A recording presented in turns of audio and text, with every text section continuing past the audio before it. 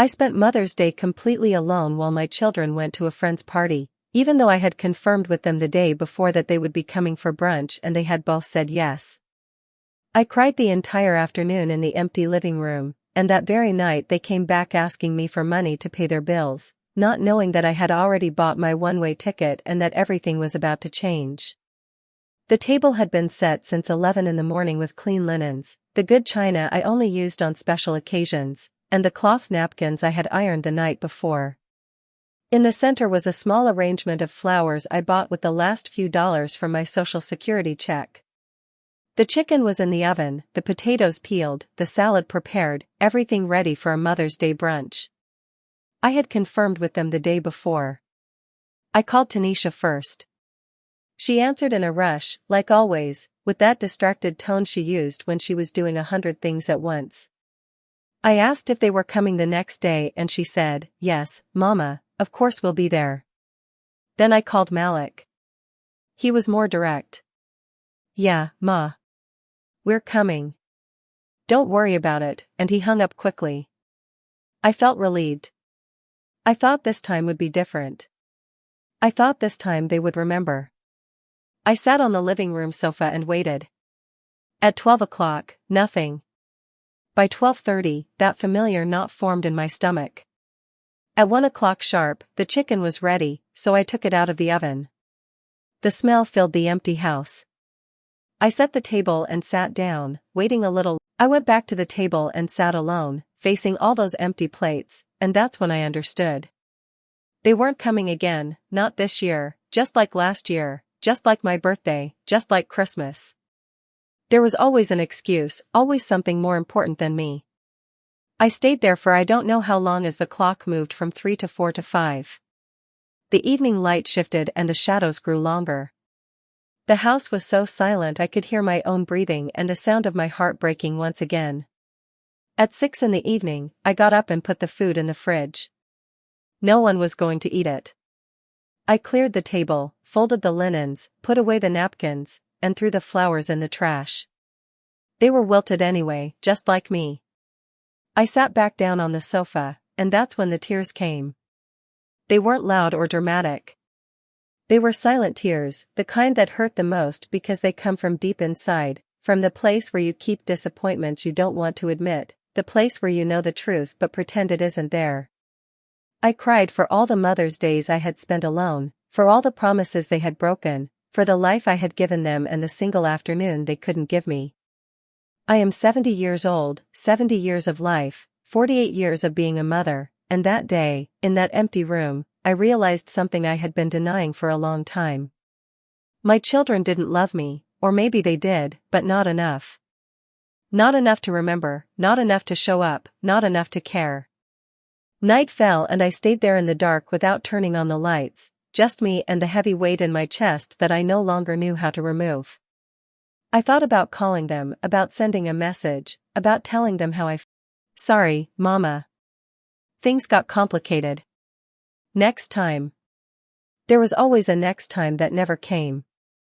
It was almost 10 at night when I heard a car pull up. I recognized the sound. It was Malik's. I heard voices, laughter, footsteps, the key in the lock, the door opening. They turned on the light and saw me sitting there in the dark with swollen eyes, and my soul shattered. Tanisha spoke first, saying, "Hey, Mama, we just thought we'd stop by." She was wearing a fancy dress, her makeup perfect, smelling of expensive perfume and alcohol. Malik came in behind her, dressed up in a new shirt and shiny shoes, wearing that casual smile he used when he wanted something. "Hey, Ma. How was your day?" I couldn't answer. My throat was too tight. I looked at them and finally saw the truth I had been avoiding. They had been at a party, laughing and drinking, while I cried alone in this empty room. Tanisha sat across from me while Malik stayed standing, and the silence grew uncomfortable. Then she looked at her phone and said, "Mama, we need to talk about something important." Malik sat on the arm of the sofa and said, "Yeah, Ma, we've got a problem. We need your help."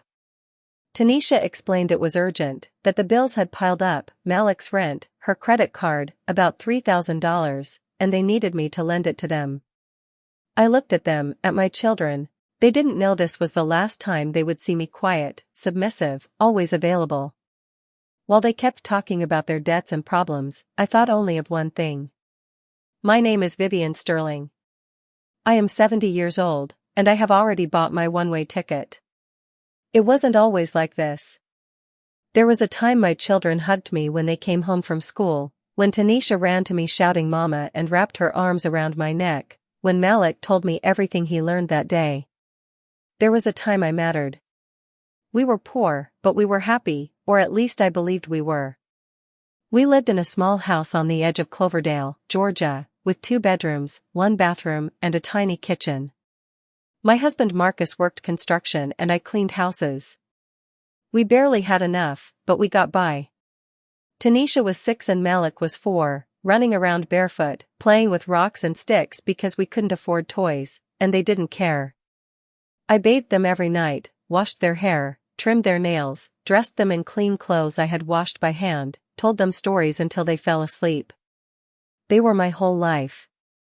Marcus was a quiet, hard-working man who loved me in his own way. He came home tired, ate what I cooked, and sometimes said, "Thank you, Vivian. That's enough for me." Everything changed when Marcus died in a construction accident. A beam fell wrong. They said he didn't suffer, that it was quick, as if that made it easier. He was 42. I was 38.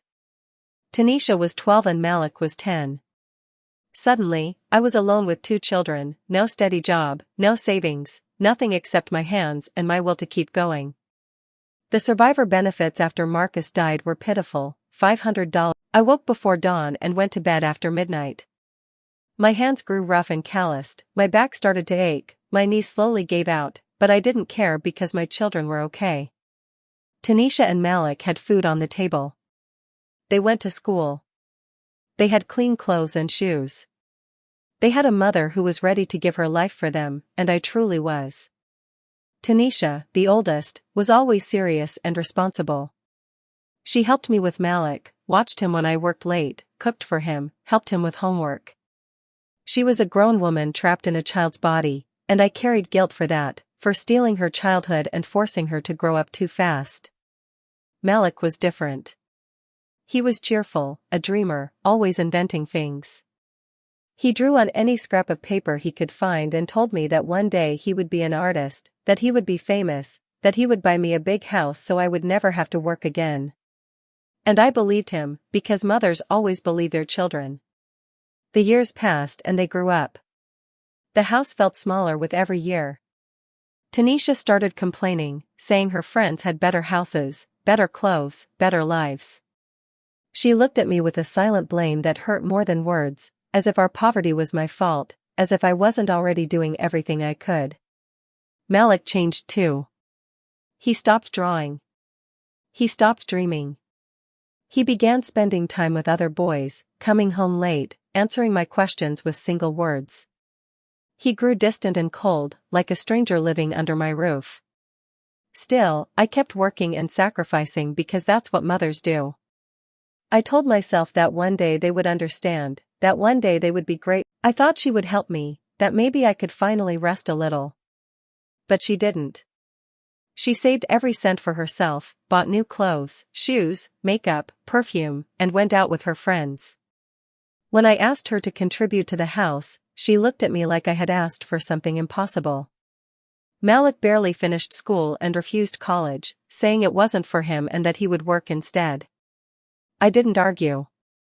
I was exhausted, tired of fighting, tired of everything. He got a job at a mechanic shop and earned little, but it was something. I thought he would stay with me and help with expenses, but 6 months later he told me he was moving out with friends. He needed space. He was a man now. I said nothing. I didn't tell him I felt abandoned or afraid of being alone. I helped him pack, gave him money for the first month's rent, money I didn't have, money taken from my tiny savings, and I watched him leave without looking back. Tanisha left 2 years later after meeting a man and getting married. She invited me to the wedding only out of obligation. I went, sat in a corner, spoke to no one, and no one spoke to me. I wasn't important. I was just the bride's mother, a formality. Her marriage lasted 3 years.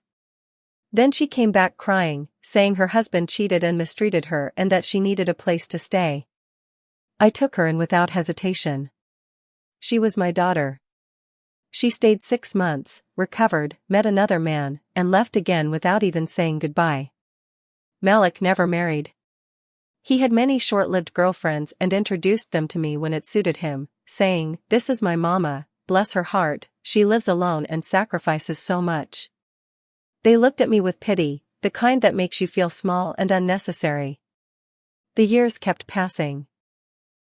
I kept working, even when I could no longer clean houses like before, even when my back hurt so badly I couldn't get out of bed some days, even when my hands shook and my knees barely held me. Tanisha and Malik kept coming back whenever they needed something, almost always money. 200 for rent, 300 for a debt, 500 for an emergency they never explained. And I gave. I always gave, even if it meant skipping my medicine, eating less, turning off the heat in winter to save money. I did it because they were my children, because I loved them, because I kept believing they would change, grow up, and finally understand everything I had done. But that day never came. Instead, they kept taking and forgetting about me until that Mother's Day, when I sat in my empty living room crying, waiting, slowly breaking inside. That night they came smelling of parties and fun, of a life I never had, and casually asked me for $3,000. That was the moment something finally clicked. I understood that nothing would ever change, that I could keep giving until I dropped dead and they would keep taking without thanks, without remembering, without love. That night I said no. Tanisha got angry and accused me of always having money hidden somewhere. Malik insisted they needed it badly and expected me to give in like always. But I didn't.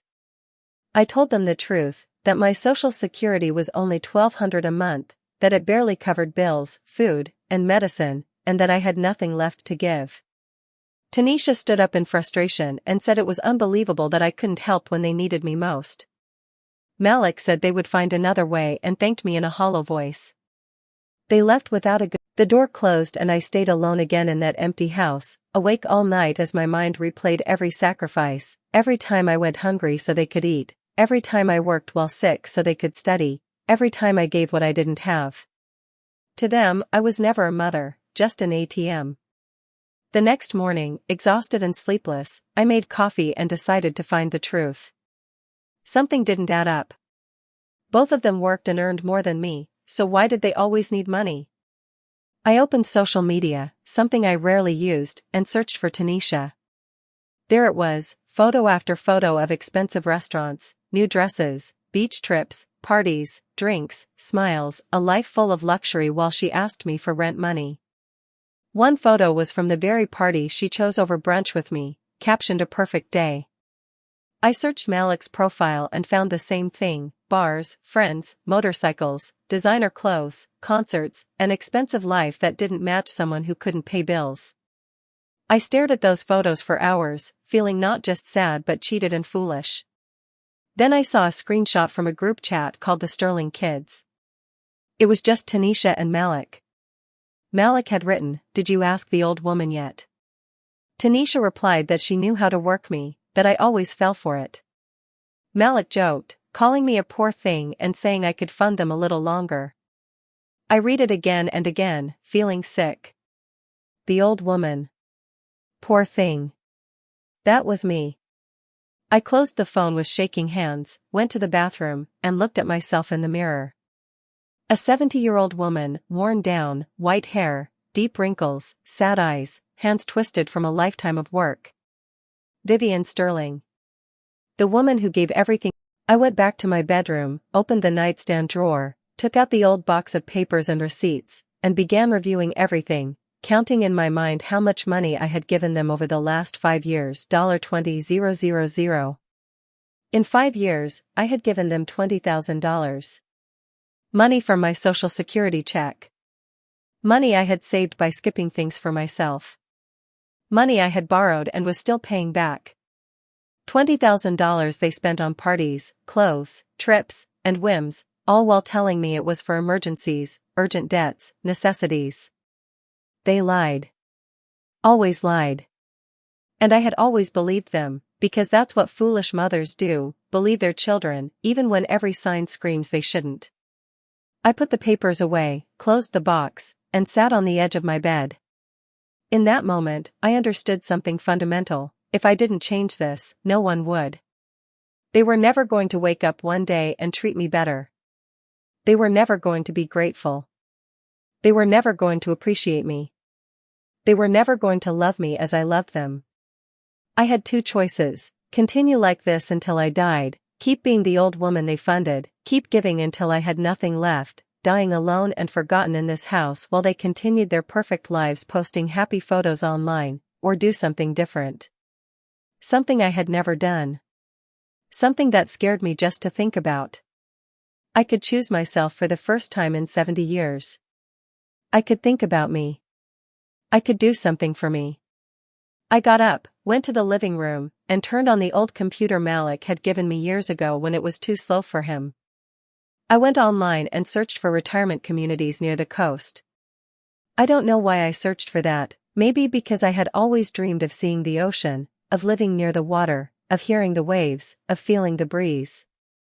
Things I had never done because I had always. Several results popped up: quiet places, communities for older adults, small but respectable homes, affordable prices. Far from this city, far from this life, far from them. I wrote down numbers, names, addresses. I turned off the computer and sat there, in the room where I had cried the day before, and I began planning something I had never thought I would do: my escape, my freedom, my new life. A life where Vivian Sterling wouldn't be the old woman, the invisible mother, the one constantly taken from. A life where I could simply be Vivian, a woman, a person, someone who mattered. But first, I needed to know more. I needed to understand exactly how deep the deception ran. I needed to see with my own eyes who my children really were. I decided to investigate them, to follow them, to observe them without their knowledge. I called Ella Johnson, my old neighbor, the only person in the world who still treated me like a human being. Years ago, I had helped her when her husband died. I had lent her money, given her food, comforted her in grief. She had never forgotten it. Unlike my own children, Ellie knew gratitude. Ellie answered on the second ring. "Vivian. It's so good to hear your voice. How are you?" Her voice was warm, real. We talked for a while. I told her a little, not everything, but I asked for a favor. I needed her help to get information: where my children were going, what they were doing, who they were with. Ellie didn't ask why. She just said, "Count on me." We arranged to meet the next day. That night, I slept a little better, not because I was calm, but because for the first time in a long time, I felt purpose, a plan, a direction. I was no longer just the woman who waited. I was the woman who acted. Ellie came the next morning with coffee and pastries. We sat at the kitchen table, and I told her everything. I showed her screenshots, receipts, photos from social media. She listened in silence. When I finished, she took my hand and said, "Vivian, this has to end." She was right. But it had to end properly, in a way that would give me back my dignity. Ellie had contacts. Her nephew worked at a law firm. She said she could get me an appointment, that he could help me organize my documents, my money, my life. I accepted. 3 days later, I sat in an office across from a young lawyer named Avery Jones, 35, serious but kind. He offered me water and asked me to tell my story. And I talked, more than I had in years, about my children, the money, the lies, the way they treated me. I showed him everything I had collected. He took notes and asked questions no one had ever asked, questions about me, about what I wanted, what I needed. Avery explained that I was under no obligation to give my children money. They were adults responsible for their own lives. I had the right to live peacefully, to do with my money, my house, my time whatever I chose. He spoke of wills, bank accounts, inheritance. I could protect what I had, decide who inherited it, and make sure it wasn't automatically theirs. That conversation opened my eyes. I had never thought about these things. I had assumed everything belonged to them, that it was natural they would inherit. But Avery made me understand, I was still alive. I still had a voice. I still had power. I asked his fee, $500 for all the paperwork. More than I left the office feeling different, stronger, clearer, as if someone had turned on a light in a dark room I had been living in my whole life. Now I could see things as they were, not as I wanted them to be. That night, I reviewed all my documents, house deed, old will, bank accounts, my pension. Everything was in order, but nothing was how I wanted it. My old will gave everything to Tanisha and Malik equally, as if they deserved it, as if they had earned it. That had to change. But not yet.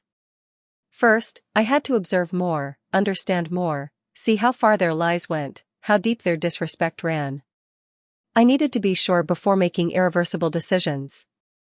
I started following them, like an amateur detective. I knew where Malik worked and where Tanisha lived. I began passing by those places, observing, taking notes. One Tuesday, I saw Malik leave the mechanic shop, not alone. He was with a young woman, maybe 25. They got into a new, expensive car, laughing, holding hands. I followed them on the bus.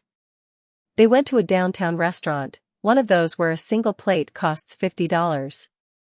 I watched them sit by the window, order wine, laugh, smile. My son, who told me he couldn't pay rent, was spending $100 on dinner. My son, asking me for money, was living like he had endless funds. I stayed outside, waited.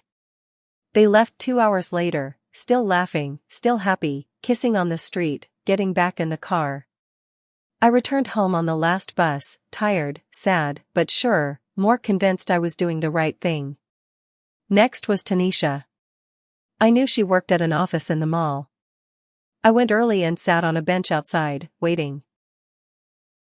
I knew Tanisha worked at an office in the mall, so I went early. I found a bench nearby and sat, waiting. At lunchtime, I saw her leave, flanked by the same 2 friends from her social media photos. They strolled toward a clothing store. I followed quietly, slipping inside behind them. I wandered among the racks, pretending to browse while listening to their conversation. Tanisha picked up a red dress. $200. Her friends gushed about how beautiful it was, urging her to buy it. She paused for a moment, then smiled and said, "Yes, I'm taking it. I already paid off the debts anyway. Now I can treat myself." She had already paid off the debts. The very debts she had begged me for 2 weeks ago, asking for $3,000 like her life depended on it. And now here she was, spending on a $200 dress as if it were nothing. I left the store before them. I didn't want them to see me, didn't want to confront them yet. The time wasn't right. Back at home, I sat in my room and pulled out an old notebook. I began writing everything down, dates, places, expenses, lies, so nothing would be forgotten. The next day, I called Avery and explained everything I had discovered. He listened carefully, nodding. "All of this is useful," he said. "It will help you make better decisions. Are you sure about what you want to do?" "Yes," I told him, surer than ever. We began the process. Avery drafted a new will, one where I decided who inherited what. He prepared documents to change the beneficiaries of my bank accounts. He made sure that when I died, my children would not automatically receive everything, or they would receive only what I chose. But we left just enough in the old account to make it seem like I barely had enough to live on, which was true. Now, I had a little saved. A little that was mine alone. A little no one could take from me. I also began selling things I no longer needed: furniture, clothes, books, dishes, mementos accumulated over 50 years. Ellie helped me manage the online sales. It wasn't much at first, $50 here, $100 there, but it added up. Every cent went into my secret account, my escape fund. That's what it was for, a way out, a way to vanish from this life that had slowly been killing me. Each day, my resolve strengthened. I no longer wanted to be the mother begging for scraps of affection, the old woman funding her children's whims. I looked up bus tickets, distant destinations where no one knew me, places to start over. I found a small coastal town, about 600 miles away, with affordable homes and a view of the ocean I had always dreamed of seeing. The ticket cost $70 one way. I saved the information. I hadn't bought it yet, but soon I would. In the meantime, I kept up appearances.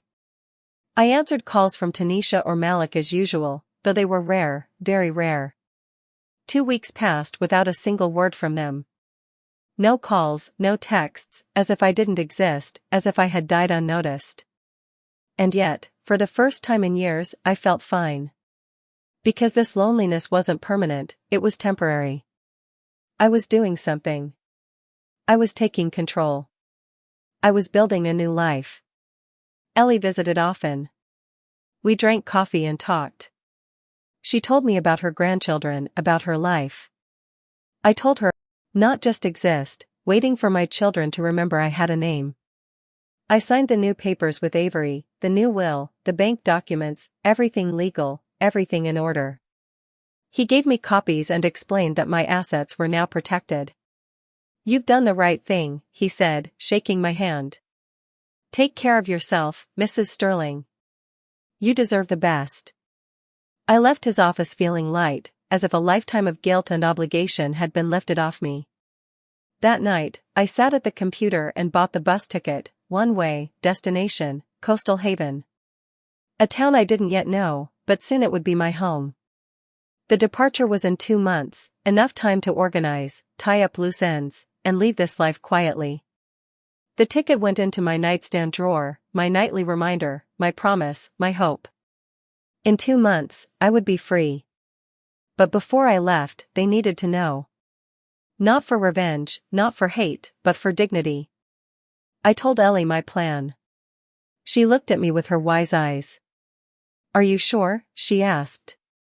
"Yes," I said. "Won't you regret it later?" "The only thing I regret is taking so long," I replied. Ellie helped me plan.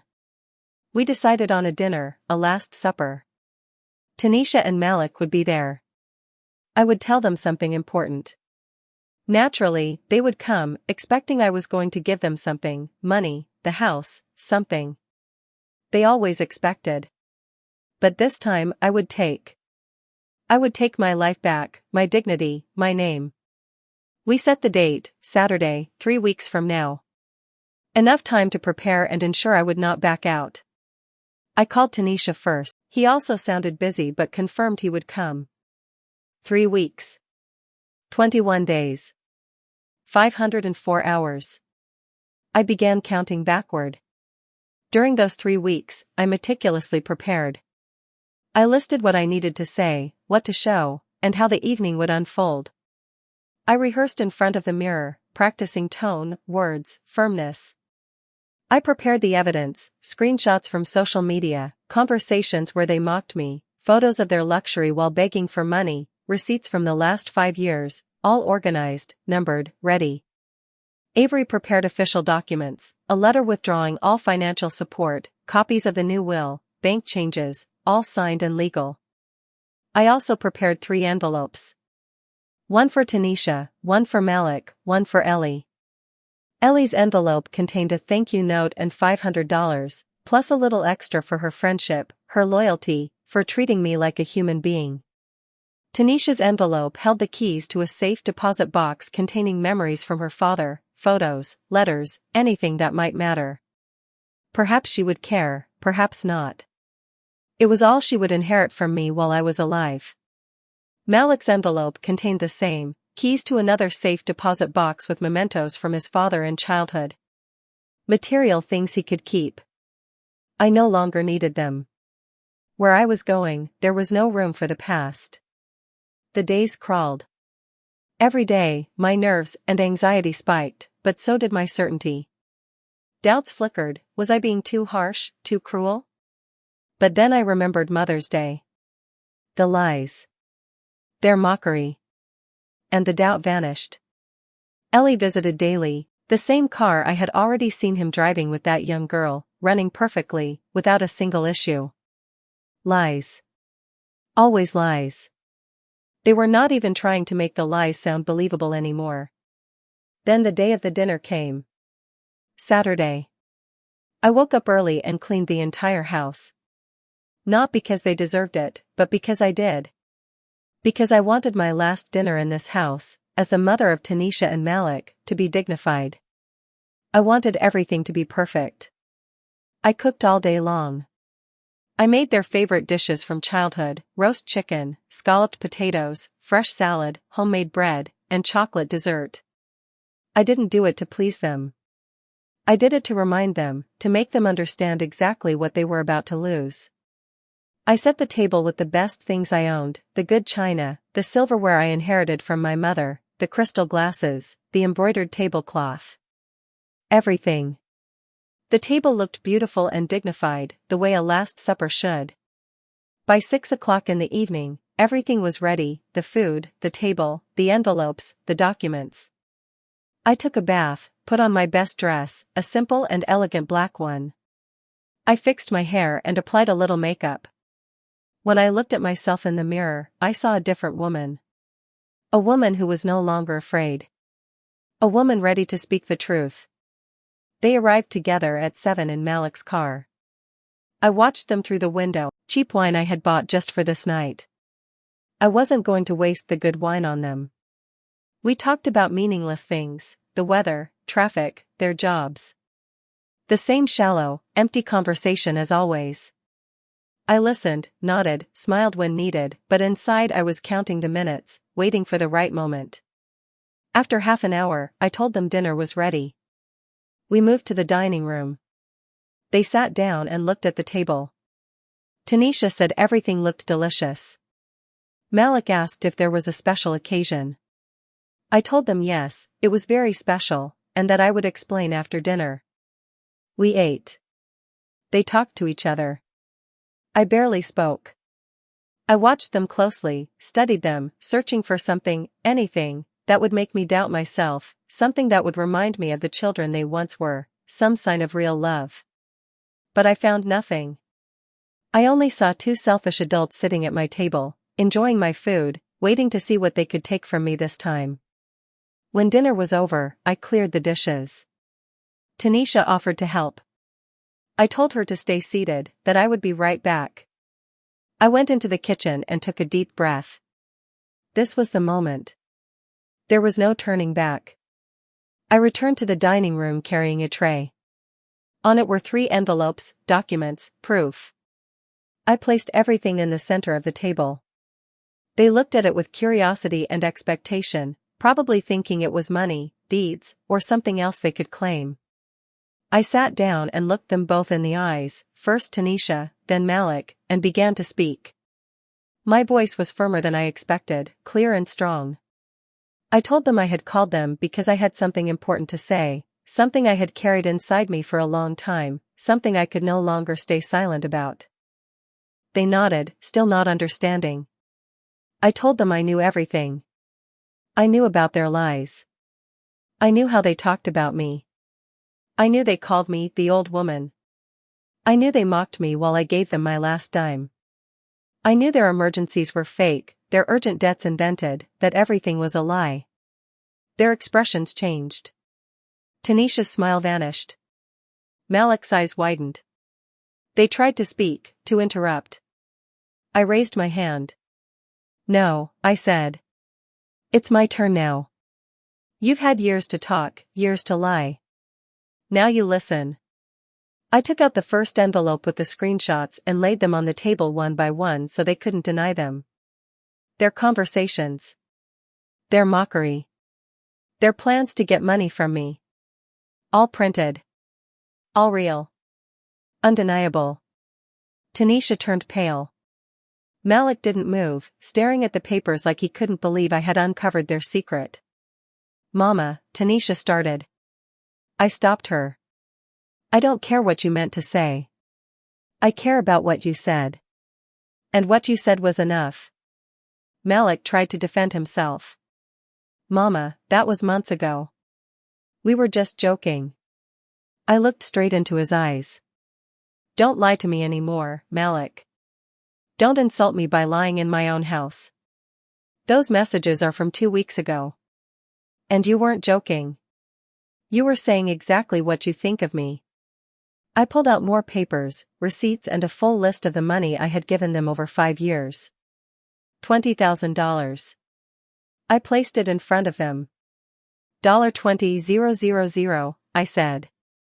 That's what I gave you in 5 years. Money you asked for because of emergencies, debts, survival, or so you claimed.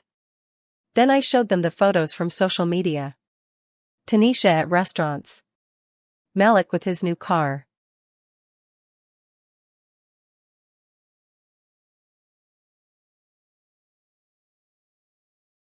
Both traveling. Both wearing designer clothes. Living lives they clearly could afford while telling me they were broke. While asking me for money I didn't have. This is what you did with my money, I said. While I ate cheap food to save. While I stopped buying my medicine for you. While I destroyed myself so you could live comfortably. Tanisha tried to speak again. Mama, let me explain. There is nothing to explain, I said. The numbers don't lie. The photos don't lie. Your own words don't lie. The only liars here are you, and you've been lying for years. Malik stood up. This is ridiculous. You're overreacting. You're attacking us over private conversations. I didn't move. Sit down, Malik. I'm not finished. Something in my voice made him sit. Tanisha was crying, fake tears. Tears of being exposed, not of regret. I knew the difference. I told them about Mother's Day. I told them how I confirmed with them the day before, how they promised to come, how I prepared everything, waited, and cried alone in that empty room while they were at a party, having fun, not caring about me at all. Tanisha sobbed. Mama, I'm sorry. It was a mistake. A mistake? I repeated. Forgetting milk is a mistake. Being late is a mistake. What you did was a choice. You chose a party over your mother. And then you came here that same night to ask me for money. Malik kept his head down. He had no defense. I told him the night they asked for $3,000 was when something broke inside me, when I realized it would never be enough, that I would never matter, that I was just a source of money. Then I took out the documents Avery prepared, the new will, the bank changes. This is why I called you tonight, I said. I showed them the will and explained that everything had changed, that they would no longer inherit automatically, that I had decided what to do with my money and my life. Tanisha stopped crying and stared at me. What does that mean? Nothing else? Is this it? She asked, disbelief in her voice. That's it, I said. Malik didn't even open his envelope. He left it lying on the table. The three of us sat there in silence. A heavy silence, filled with painful truths, years of mistakes, and a relationship that had been broken for a long time, one I was finally admitting out loud. Tanisha tried one last time. Mama, please, can we fix this? We can change. We can be better children. Just give me a chance. I shook my head. You had years of chances. Every Mother's Day I spent alone was a chance. Every time I gave you money I didn't have was a chance to be grateful. Every time I forgave you was a chance to be different. There are no chances left now. Malik stepped closer and grabbed my shoulders. Mama, this is a mistake. You're angry, I get it. But don't make decisions you'll regret. We're your family. We're all you have. I gently removed his hands. Exactly, Malik. You're all I have. And that's what's so sad, because what I have is nothing. 2 children who don't love me, who only use me, who only remember I exist when they need something. I told them to leave. I told them dinner was over, that I had said everything I needed to say, and there was nothing left to discuss. Tanisha started crying again. Maybe those tears were real this time. Maybe they were tears of realizing what she had lost. Or maybe they were just tears of anger. I didn't care anymore. Malik stood there staring at me like I was a stranger. Maybe I was. Maybe he never truly knew me. Maybe he never cared to know me. To him, I had always been just Mama, the one who gives, the one who fixes everything, the one who is always there. Never Vivian. Never a woman with feelings, dreams, and dignity.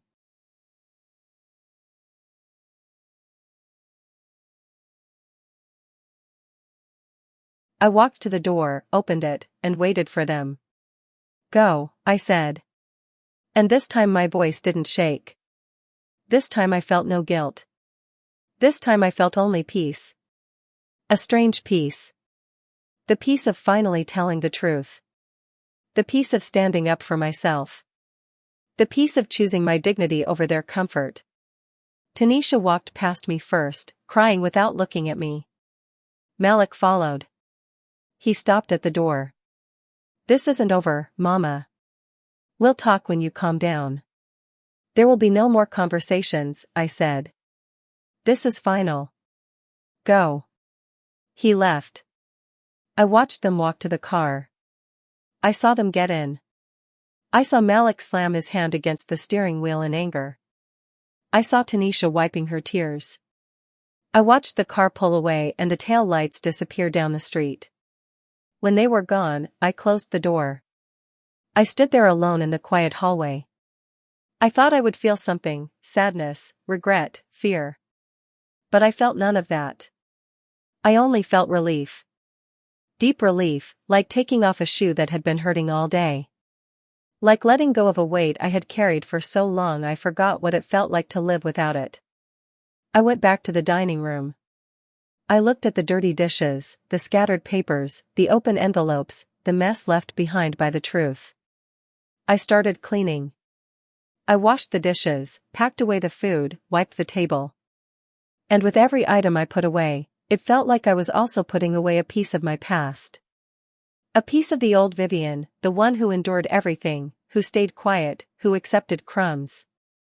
That Vivian would remain in this house, in this life, because in 2 months, the new Vivian would step onto a bus and never look back. The days after that dinner were strange and quiet. I expected them to call, to come back, to try to fix things. But they didn't. But then I understood something. Their silence was the confirmation I needed. The final proof that I had made the right decision. Ellie came by every day. She kept me company. She helped me pack, little by little, one box at a time. Clothes, books, old photographs. Not much. Just the essentials. Because where I was going, I didn't need the past. I only needed enough to start again. I hired a real estate lawyer and put the house up for sale, the house I had lived in for 42 years. The house where I raised my children. The house where my husband died.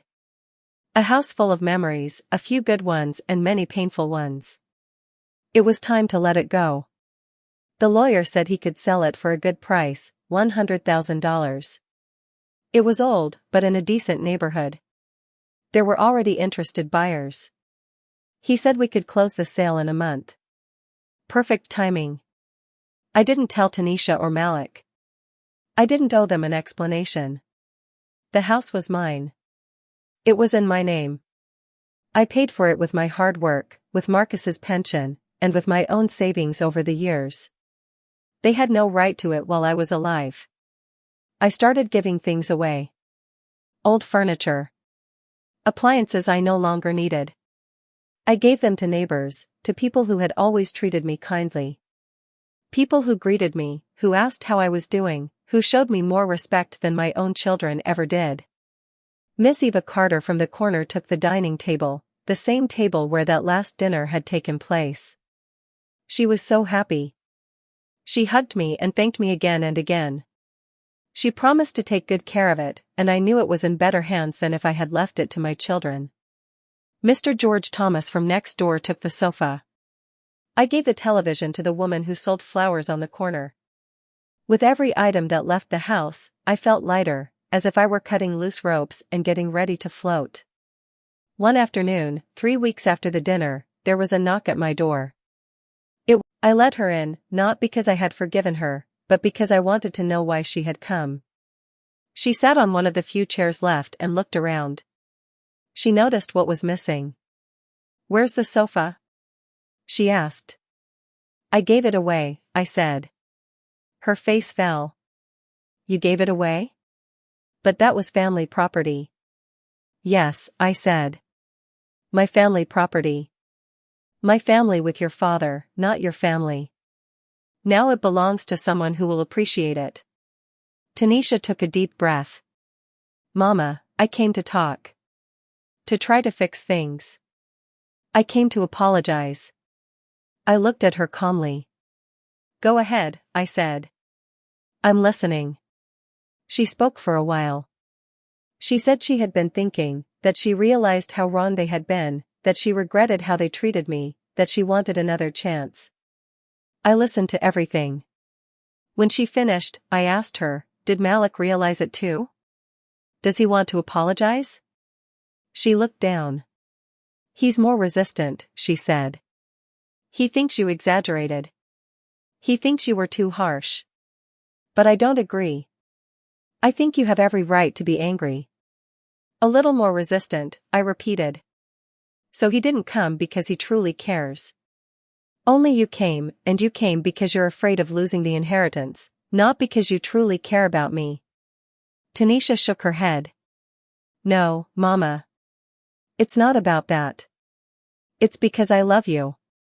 Because you're my mother. Because I don't want to lose you." I stood up and walked to the window, looking out at the street. "You don't want to lose me," I said. "But you lost me years ago, Tanisha. When parties mattered more than I did. When lying to me felt acceptable. When calling me the old woman with your brother seemed normal. You lost me every time you chose not to value me. But we can make up for lost time," she said, her voice desperate. That I had bought a bus ticket to a place she wouldn't be able to find me. That I was starting a new life, a life where Vivian Sterling wouldn't just be someone's mother, but simply Vivian. Her face turned pale. "You're leaving? Where? When? For how long?" Those were the wrong questions. The right ones would have been, "Why are you leaving? What did we do to push you this far? How can we make you stay?" But she didn't ask those, because deep down, she only cared about where her inheritance was going. "I'm not telling you where," I said. "Or exactly when. And I'm not leaving for a short time. I'm leaving forever." Tanisha stood up. "Mama, this is crazy. You can't just leave. What are people going to say? What are we supposed to say when they ask about you?" There it was, her real worry. "What will people say?" "They'll say whatever they want," I said. "They can say I died. They can say I went crazy. They can say whatever makes them feel better. It's not my problem anymore. You two stopped being my problem." She started crying, real tears this time, or at least they seemed real, but they didn't move me anymore. I had cried enough for both of them. "You can't do this to us," she said through sobs. "We're your children. We need you." "You don't need me," I replied. "You need my money. You need the security of an inheritance waiting for you. You need to be able to say you have a mother when it's convenient. But me, the person I am, you have never needed." She tried to hug me. I stepped back. "No, Tanisha. Not anymore. The fake hugs are over. The empty words are over. It's all over. I want you to leave. And when you close that door, understand this, you are closing it forever. The next time you come here, if you come at all, this house won't be mine, and I won't be here." She stood there staring at me as if she didn't recognize me. And she was right, not because she didn't know me, but because I didn't. Someone who defended herself, someone who said no, someone who chose her own happiness over guilt. Tanisha walked toward the door, stopped, and turned around. If you change your mind, she said, if you decide to stay, if you decide to give us another chance, please call me. I'm not going to change my mind, I said. This is my final decision, and it's the best decision I've ever made in my life. She left. She closed the door slowly, as if closing it slowly could make it hurt less. I stood there, waiting to feel something, guilt, sadness, regret, but all I felt was peace, clarity, and certainty that I was doing the right thing. That night, Ellie came for dinner. I told her about Tanisha's visit, what she had said, and how she had left. Ellie listened while we ate the soup she had prepared. When I finished, she said, softly, I'm proud of you, Vivian. So proud. Her words touched my soul. No one had said that to me in years. No one had been proud of me. My children never were. Marcus perhaps was, but he never said it aloud. Ellie was the first person in decades to make me feel like I was doing something right, something brave, something important. I handed her the envelope with her name on it. She opened it, saw the money, and tried to return it. No, Vivian. This is too much. I don't need it. I lent it to you from the heart, Ellie, I said. You have been more family to me these past few months than my children have been in years. Please accept it, not just as payment, but as thanks for seeing me, for listening to me, for treating me like a person. She finally accepted. She hugged me, a real hug. One of those hugs that means something, that makes you feel you are not alone in the world. We cried together. But they weren't sad tears. They were tears of liberation, of friendship, of two older women who understood each other without needing explanations.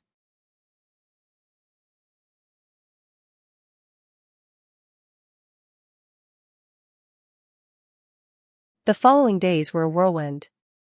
The house buyer rushed the process, wanted to close in 2 weeks. Perfect, I said. The faster, the better. I signed papers, documents, transfers, everything legal, everything necessary, so that when I left, there would be no loose ends. Avery helped me with everything. He made sure the sale money went into my new account, the account my children didn't know about, $100,000. More money than I had ever had in my life, and all mine to use as I wanted. I only withdrew $5,000 in cash for immediate needs. The rest remained safe in the bank, protected for my new life, for emergencies, for whatever I chose. No one else would have access. No one else would decide. A week before I left, I received a text from Malik, the first I'd heard from him since the dinner. It said, Mama, Tanisha told me you're leaving. I don't know if it's true, but if it is, please reconsider. Don't do anything crazy. Think about us. Think about the family. I didn't reply. There was nothing to say. I deleted the message and blocked his number.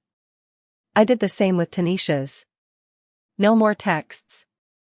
No more calls. No more anything from them. Moving day came. The movers arrived to pick up the few boxes I had prepared. I sent them by package delivery to Coastal Haven, to a small hotel where I would stay for the first few weeks while looking for a permanent place. Everything was organized. Everything planned. Everything ready. The house was empty.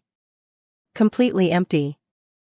I walked through each room one last time, the room where I slept with Marcus, the room where Tanisha and Malik grew up, the kitchen where... But I was moving toward my future, and the future didn't need these walls. It didn't need these memories.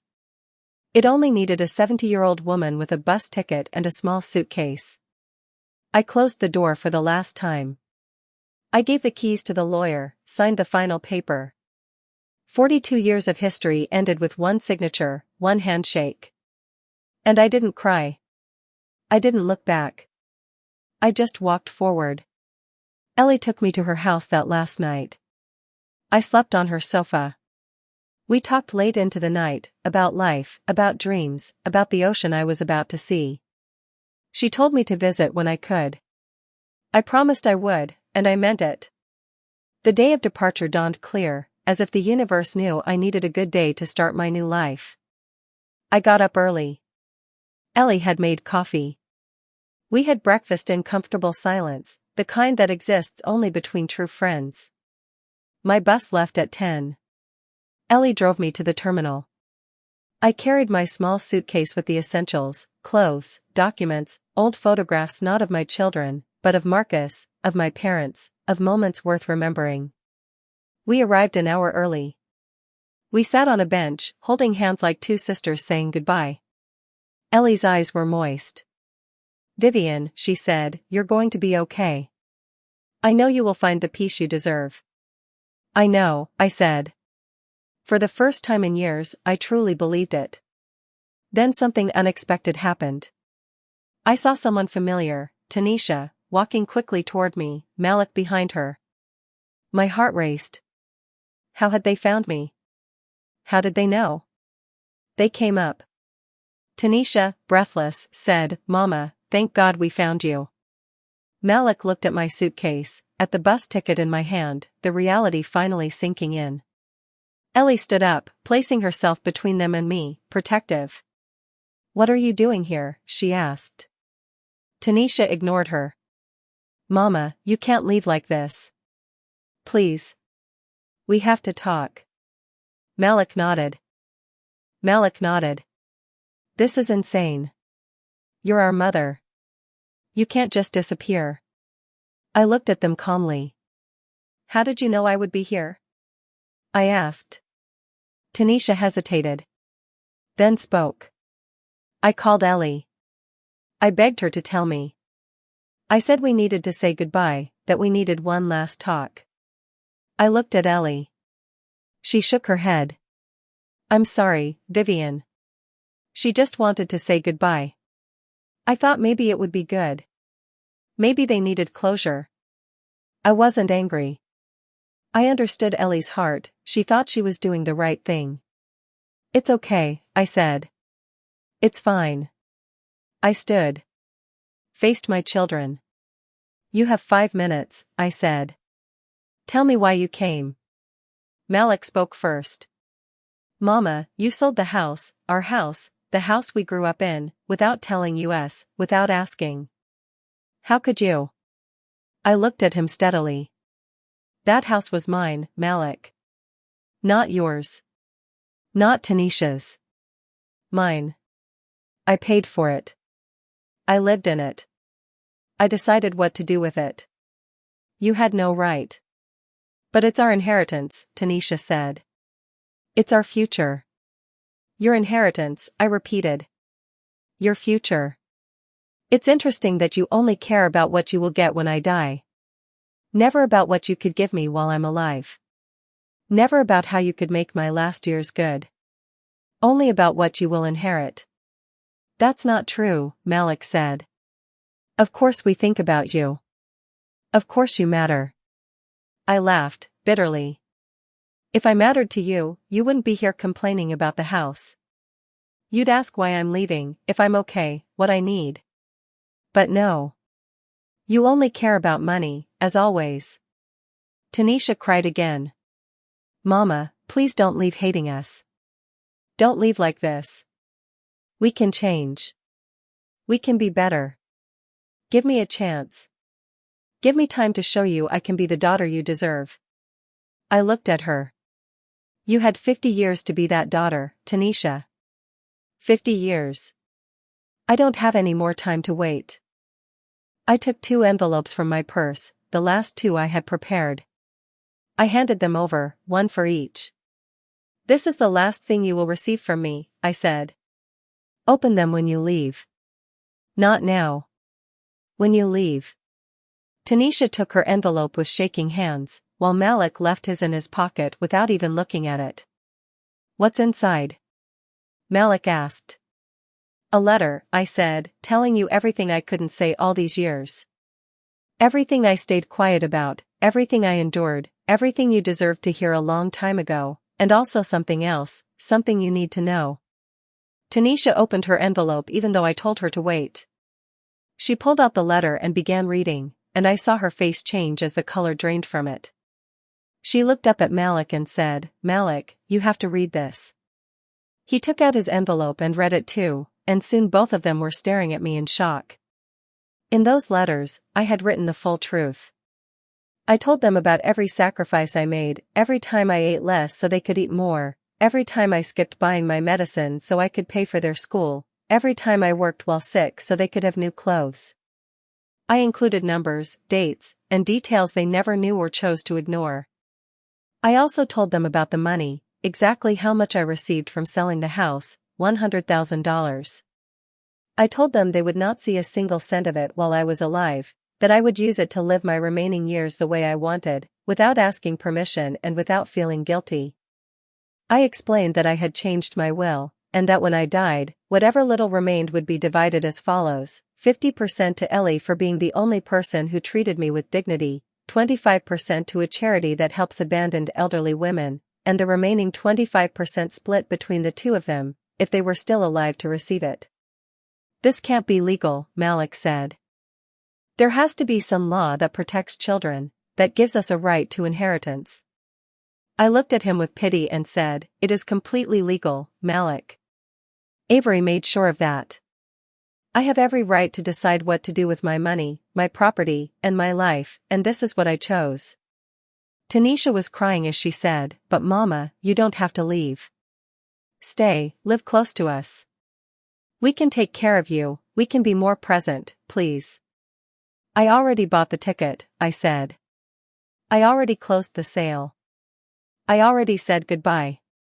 There is no turning back. This is final." Then they announced my bus, departure to Coastal Haven, gate number 6, final call. That was my signal, my moment. I picked up my suitcase and Ellie hugged me tightly, whispering in my ear to take good care, to write when I arrived, to call when I could, and above all to be happy, because I deserved it. I promised her. As I turned to leave, Tanisha grabbed my arm and said, "Mama, wait. Please, just tell me one thing. Do you hate us?" I stopped and looked her in the eyes and said, "I don't hate you, but I don't love you enough to keep sacrificing myself for you either, and that's the difference. Love has to be mutual, it has to go both ways, and ours never did." Malik stepped forward and asked, "Then what are we now? What are we to you?" "Nothing," I replied, and even though the words sounded harsher than I meant, it was the truth. "You are nothing to me because I was always nothing to you, just a source of money, just an obligation, just someone who existed because she had to. Now I don't have to, and I choose not to." I walked toward the boarding gate and they followed a few steps, then stopped, as if they finally understood there was nothing more to do or say, that this was real, that their mother was truly leaving, and that they had caused it. I showed my ticket, the driver checked my bag, and told me to get on board. I climbed the steps of the bus and found my seat by the window, sat down, and looked outside. Ellie was there smiling and waving goodbye, while Tanisha and Malik stood behind her, motionless, watching as the bus prepared to leave. The engine started and the bus moved slowly at first, then faster. I watched Ellie grow smaller, and I saw my children standing there without moving, probably trying to process what had just happened, that their mother had left, that their source of money was gone, that they no longer had anyone to turn to when they needed something. The bus pulled out of the terminal and onto the highway, and the city began to disappear behind me, the streets I knew, the familiar buildings, the neighborhood where I had lived my entire life, all being left behind. With every mile, I felt myself breathing easier, my chest opening, my heart beating more calmly. I leaned back, closed my eyes, and thought about everything I had left behind, the house, the memories, my children, my whole life, and then I thought about everything I had gained, freedom, dignity, the chance to be myself, to live for me, to finally see the ocean. I opened my eyes and looked out the window as the scenery changed from buildings to fields, trees, and distant mountains, a beauty I had never truly noticed because I was always too busy, too tired, too worried about everyone else. An older woman sitting across the aisle smiled at me and asked if I was traveling alone. I nodded and said yes, that I was traveling alone to start a new life. She smiled wider and said how brave that was, that even at our age there were still people who dared to start over, and she congratulated me. I thanked her and realized she was right, that leaving everything familiar to search for something better took courage, and I had found that courage in myself. The bus continued on, hours passing as we stopped in different cities, people getting on and off, while I stayed in my seat watching the world go by. Feeling every mile like a release, like one more step toward the woman I was always meant to be. I thought about Tanisha and Malik, wondered if they would be okay, if they would ever understand, if they would regret it, but then I stopped, because it was no longer my responsibility or my burden. They were adults, they had made their choices, and I had made mine. I took out a new notebook I had bought and opened the first page, writing, "My name is Vivian Sterling. I am 70 years old, and today I begin to live for the first time in my life. I begin to live for me."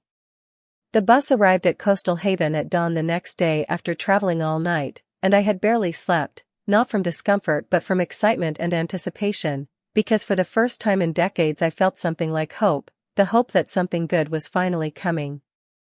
I stepped off the bus with my suitcase and noticed the air smelled different, of salt, of the sea, of something new. The terminal was small, clean, and quiet, nothing like the chaos of the city I had left behind. I took a cab and gave the driver the address of the small hotel I had booked online with Ellie's help. We drove through narrow streets, past low houses painted in soft colors, past people walking slowly, without rush or stress. When we passed the boardwalk, I saw it, the vast ocean shining under the morning sun, and it took my breath away. I had never seen the ocean before, 70 years of life, and it had always been a distant dream, something other people did, something I never had time or money for, and now it was right there in front of me, real and beautiful. The hotel was small but warm and welcoming, and the owner, Brenda Hayes, a woman in her 60s with a kind smile, greeted me as if she had known me forever. She welcomed me to Coastal Haven and said I was going to be very happy there, and I felt she was right. My room faced the ocean, and when I opened the window the breeze rushed in, fresh and salty, full of possibility. I sat on the bed, stared at the endless horizon, and cried, not from sadness but from relief and gratitude, for arriving and for having the courage to arrive. I unpacked my few belongings, took a shower, changed into clean clothes, and went downstairs for breakfast, where Brenda served me coffee and fresh bread. We talked, and I told her I had come to start over and was looking for a permanent place to live, and she told me she knew a few options. After breakfast, I went for a walk along the boardwalk, moving slowly with no rush, taking in everything around me, the sea, the seagulls, the fishermen, and the local people. Everything felt so different, so calm, so far from the life I had always known. I sat on a bench facing the ocean, closed my eyes, and listened to the waves, the most beautiful sound I had ever heard, a sound that filled me with peace and quietly assured me that I had done the right thing, that I deserved to be here and to have this new chance. An elderly woman sat beside me, older than me, perhaps around 80, wearing a wide hat and dark glasses. She greeted me good morning, and we exchanged smiles as she remarked on the beautiful day, saying that every day here was beautiful. I told her it was my first day in Coastal Haven, and she nodded, saying she could tell because I had the look of someone who had just discovered something wonderful.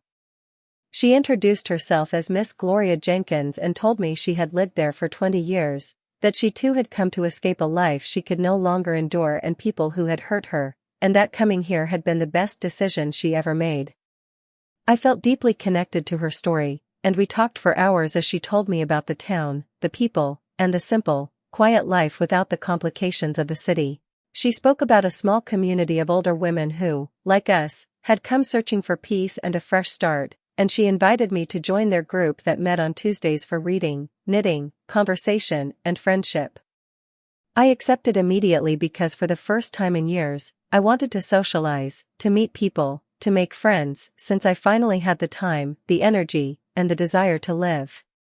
Over the next few days, Brenda showed me several small houses, and after seeing many, I found the perfect one, a small single-story house with 2 bedrooms, a kitchen, a living room, a tiny front yard, and a back deck with a direct view of the ocean. It cost $50,000, and I had the money, so I made an offer that same day, which the owner accepted, and within 2 weeks the deal was done.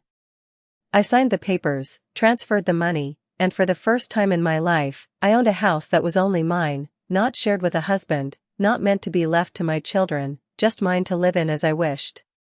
I moved in a week later and bought simple, new furniture with no history or painful memories, a comfortable bed, a small sofa, a table where I could eat while looking at the ocean, and white curtains that let the light in. Everything was clean, new, and truly mine. I settled into a routine, waking up early, making coffee, sitting on the deck to watch the sunrise over the ocean, then walking along the beach, collecting shells, dipping my feet into the cold water, and feeling alive in a way I never had before. In the afternoons, I read books I had always wanted to read but never had time for, and I wrote in my diary about my thoughts, my feelings, and the moments I wanted to remember. At night, I cooked food I enjoyed, just for myself, without thinking about anyone else. I joined Gloria's group and met other people like Ms. Eva Carter, 68, Mr. Ronald Davis, 75, and others who all carried similar stories of difficult families, painful marriages, and ungrateful children, all searching for peace, dignity, and a second chance. We quickly became close friends, meeting often to drink tea, knit, talk, laugh, and share our lives without judgment or pity, only with understanding that comes from shared experiences. Months passed, and I spoke to Ellie every week, telling her about my house, the ocean, and my new friends, while she told me about the city and the neighbors, never mentioning Tanisha or Malik, and I never asked because that chapter was closed. One day, 6 months after my arrival, Ellie told me that my children had been asking about me, wanting to know where I was and if I was okay, and though she hadn't told them anything, she felt I should know. I thanked her and said she should do what she felt was right, but that I wasn't ready to speak to them, and perhaps never would be. I did think of them sometimes and wondered if they had learned anything or felt regret, but I reminded myself that it was no longer my responsibility, that I had given them 50 years of my life, and now these years belonged to me. I turned 71 in Coastal Haven, and my friends surprised me with a small, intimate birthday celebration with homemade cake, candles, songs, hugs, and words of love that felt real and unconditional. Gloria gave me a painting she had made of the ocean I saw every morning, and I hung it in my living room as a reminder of how far I had come and how brave I had been in choosing myself. One evening, as I sat on my deck watching the sunset paint the sky with shades of orange and pink, holding a cup of tea and feeling completely at peace, I thought about the woman I used to be, the one who woke before dawn to serve others, cried alone, and accepted crumbs of affection. That woman stayed behind in that city and that life, while the woman I had become was someone who had taken control, who had said enough, and who had found the courage to start over when everyone thought it was too late. I opened my diary and wrote the words I had been saving, that I was no longer defined as anyone's mother or widow, no longer someone who gave until nothing was left, but simply Vivian, a 71-year-old woman living by the ocean, with true friends, peace, freedom, and self-love. I closed the diary, looked out at the sea, watched the stars appear, and for the first time in my life, I felt complete, not because someone completed me, but because I had finally found myself, and I knew my story was just beginning, a story of dignity, freedom, and a woman who chose her own life, and tomorrow would be another beautiful day of simply being Vivian. I'm really glad you're here and that I was able to share my story with you. If you enjoyed it, please show your support by liking the video and subscribing to my channel so we can see how many of us are here together. I'd love it if you wrote in the comments which city you're watching from and what time it is, because I'm truly curious to know where all you wonderful people are tuning in from. If you'd like to support me a little more, you can also send a small donation. I share new life stories with you every single day, and now 2 of my most popular stories will appear on the screen so you can choose what to watch next.